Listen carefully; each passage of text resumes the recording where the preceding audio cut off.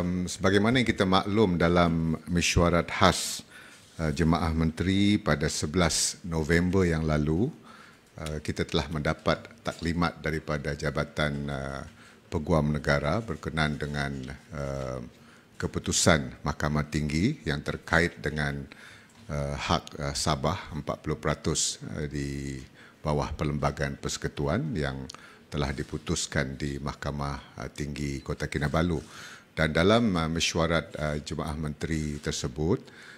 telah pun diputuskan bahawa sebagaimana nasihat daripada pejabat Peguam Negara, Kerajaan Persekutuan tidak akan merayu dalam konteks iaitu terkait dengan hak 40% sebagai asas kepada penentuan amount ataupun kadar special grant Sabah di bawah perkara 112C 1A Perlembagaan Persekutuan. Itu yang telah diputuskan, yang tidak pernah Kerajaan Persekutuan, ini perkara baru, pengiktirafan dan juga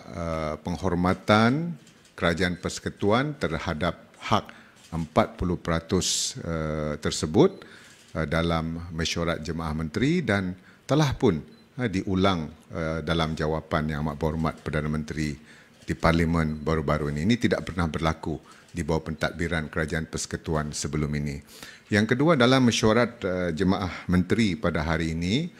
juga telah diputuskan bahawa sesegera mungkin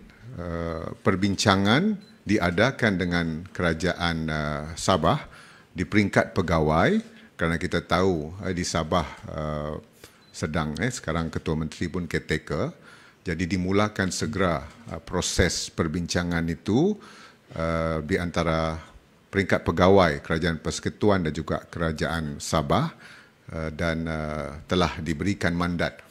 supaya Datuk Ketua Siasat Perbendarahan MOF untuk mengetuai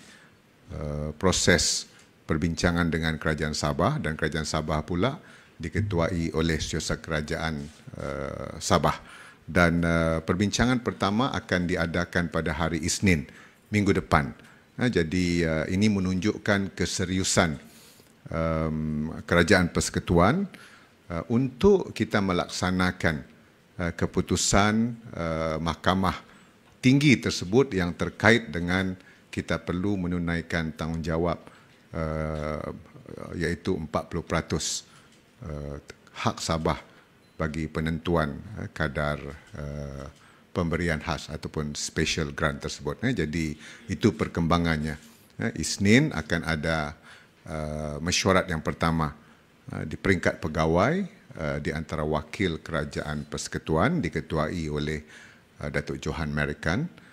Ketua Siasat Perbendarahan, dan Kerajaan Sabah pula akan diketuai oleh Datuk Seri Panglima Safar Untung, Siasat Kerajaan Negeri Sabah.